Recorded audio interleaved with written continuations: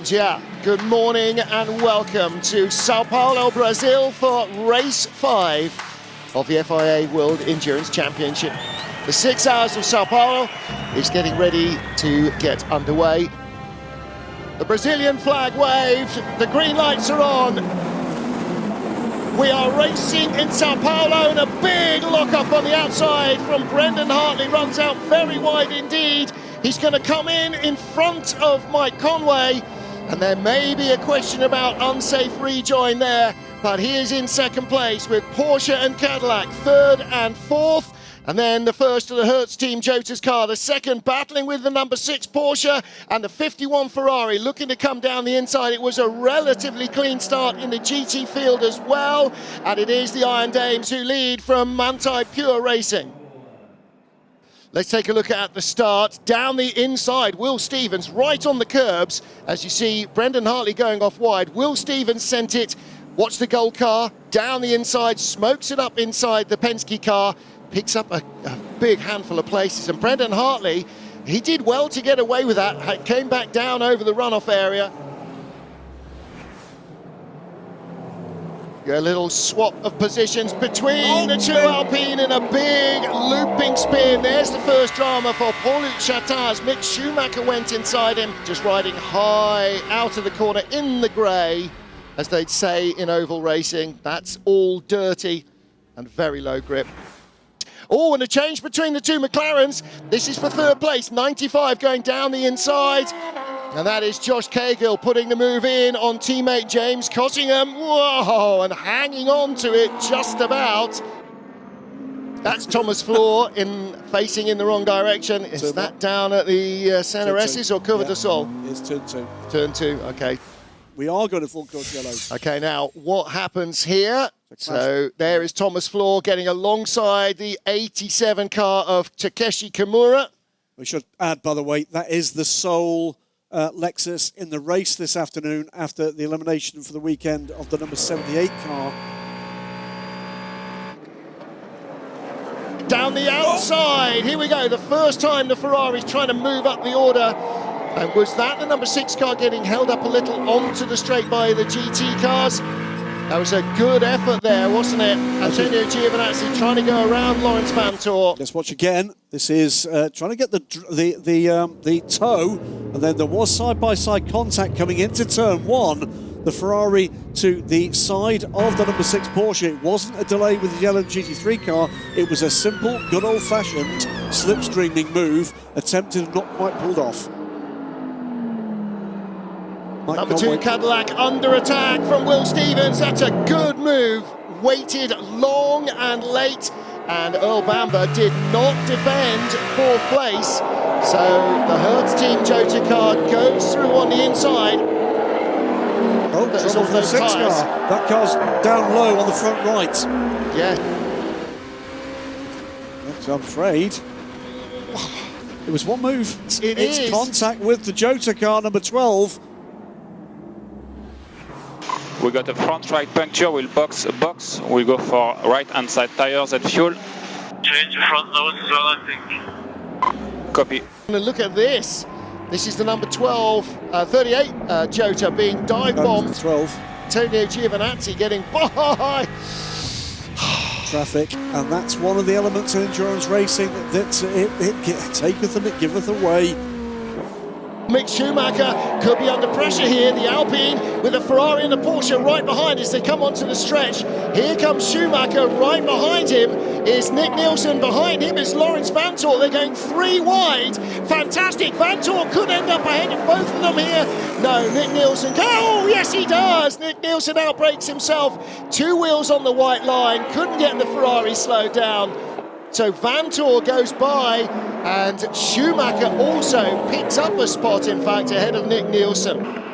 Back onto the straight we come. The yellow Ferrari of Robert Kubica ahead of the Cadillac of Earl Bamber. Lawrence Vanthoor in hunter-killer mode behind in the Porsche. Let's ride on board with him. He goes wide as well, and that's where the mistake came from the Ferrari on the last lap.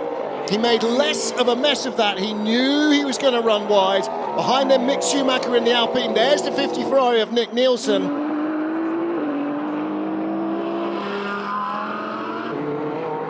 course, it's a lot. Oh, Sarabovi hanging on the inside. Alex Malikin having a really strong run here. Really pushing hard. He's going to have the inside line at the bottom of the hill. It is a change for the lead in LMGT3. It's looked like it might be coming for a while, and that run from 10 down into 11, Alex Malikin taking the lead. Car 7 has a drive-through penalty for a full course yellow infringement. In comes Conway. You can't serve it until it has been announced officially. So once it's announced officially, then he comes straight in. Fred Makovicky, meanwhile, doesn't appear to be slowing at all as Maxime Martin goes up the inside of Ian James. Platinum factory driver versus bronze driver, of course, in that battle, and that is the 46 BMW. Maxime Martin, we'll see Valentino Rossi aboard that car later, up into third place. Sarabovi trying to hang on in there. There's the change. Fred Makovicky goes by the number 8 Toyota. Will Stevens will be looking to do the same to unlap himself from the number 8 Toyota. This is the way in which that came very early, didn't it? That change for second position. Fred Makovicky, big twitch as well. And that is a change for 5th position in LMGT3. And Masson back on the inside as they climb up through 13 and 14. Right behind them, they've got the TF Sport Aster Corvette of Rui Andrade and Gregoire Saucy in the 59 McLaren. 3 wide, 4 wide. Come on, boys, you can do it. 4 wide, 4 wide, 4 wide. Masson in the inside. Al Harty braking on the grippy part of the track, runs a little out wide. Great stuff. Nicolas Masson back to the outside of the BMW with the Ferrari Hypercar going around the outside of all 4 of them and going off track in doing so. We see a change. The Lamborghini finally being dive bombed for 7th place. Great stuff. Eduardo Mortara passed by Oliver Rasmussen. I mean, and actually, that's a great move by Rasmussen. Rasmussen, one of the younger drivers in the field, and Eduardo Mortara with a lot of experience behind him. Okay, so let's be sensible here. Remember, we still have to do a full stint on these tires, and the front left has to do another one. So don't burn this. Copy. I agree, we need to pass him, but let's be sensible. We should pass him on the long run. There was a very slight degree of leave me alone, I know what I'm doing. Yes. Very, very slight and politely put, because you wouldn't expect anything else from Oliver Rasmussen, but yeah, I know. Noises coming from the brakes. That was contact. Goodness me. That was contact, I think, with the Lexus from the Lamborghini. Yeah. Mortara. Oh, there's, so close. There's the Peugeot. Watch this. Oh, it's so close. Yeah. Oh dear, oh dear. Well, I wouldn't bother changing the tyres too quickly. Michelle Gatting is getting out. She can smell fuel. Is it fuel? I think it's fuel. Well, the fuel man went back on with the hose, but she's out of the car anyway. Normally the driver will stay in when it's pushed back into the garage. The man with the fire extinguisher doesn't seem to be panicking. No, I think that I'm as certain as I can be, just the way that fluid is behaving, if nothing else. Yep. Missy Gatting cannot believe it. Now, interestingly, behind them is the white Porsche that leads LMGT3. So this battle, which is for 5th position, is in danger of going a lap down on the leader. Here comes Valle. The doctor on the inside. Jose Maria Lopez knows how to race this track. But it is Valentino Rossi who has the inside line, tucks it into the apex, and through he goes. He's up to 5th place.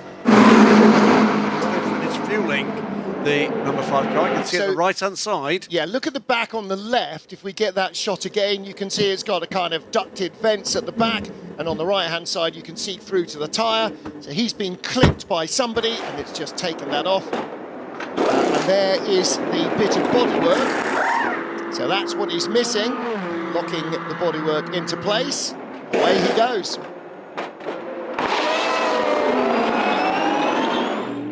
What could happen here with the remaining, what is that, 100 minutes of this race, all bar a couple? Alex Barberis is nibbling away, 10th by 10th at Klaus Bachler's advantage, 17.7 seconds behind now. very happy to be back trouble. in this. Callum Ilott, fresh out of the pit lane, spins. He may not know that rear wing's gone. What's happened I here? think he will know now. Whoa. Yes. Yeah, that's, well, look in the rear view mirror. quite the clunk. You and I will know that. Oh, dear. Yeah, that was quite the clunk. And quick recovery from him. That's then dropped off. So this is now 51 versus 7 for 4. On the inside! Whoa! That is proper late send. Absolutely amazing. More investigations coming in. Number 12 hurts Team Jota being investigated for a technical infringement, and 777 being given a final public warning. Don't think there was any contact Oh, there. It no. was super tight though. I am pretty convinced. Now where are we? The 95 car of... I'm saying there was no lift and coast from the number 7. With Toyota first and fourth, and Porsche Penske second and third. Ferrari losing out to both their arch rivals in the Constructors' Championship. Well, Toyota Gazoo Racing are ready to receive the number 8 car. It will come to the line to win here. The 5th different team to win in Hypercar this season. And Toyota becomes the first team to win twice in Sao Paulo. Victory number 2 coming just 12 years after its debut win here. They struggled early on, but the number 8 crew bounced back. And that is Toyota's second win in 2024. It's only our first podium of the year for the number 8, so somehow deserved it, I guess. But yeah, a shame for car 7. They had a great car. They were fast today, and I mean, still good that they were able to recover to P4, I guess. So, but yeah, it was good to finally, nail the weekend with no issues.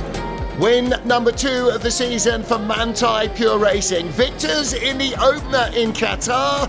To start the first half of the year, they win again in Brazil, and that is their 4th podium finish. Only Le Mans let them down so far this season. And 5 different manufacturers have now had podiums in LMGT3 in 2024. That's as many as in the entire GTE history of World Endurance Racing. Sebastian Buemi, his 25th WEC win, more than any other driver. Toyota Gazoo Racing, car number 8, claims their trophies. They are victorious here in Brazil, but Porsche, with 2 podium spots, continue to look very strong in the championship. First and fourth for Toyota helps them in their battle for the manufacturer's standings. Porsche have a slender advantage. This will continue all the way to Bahrain, and the Drivers' Championship battle is likely to be just as intense. Toyota, Porsche, Porsche. The Toyota in 4th place ahead of the pair of Ferraris. So Ferrari losing out here in their battle, but Manthey claiming victory in LMGT3 ahead of the heart of racing Aston. And United Autosports 3rd and 4th finishing where they qualified, their best race of the season so far. Just 3 cars failed to make it through to the checkered flag in Brazil.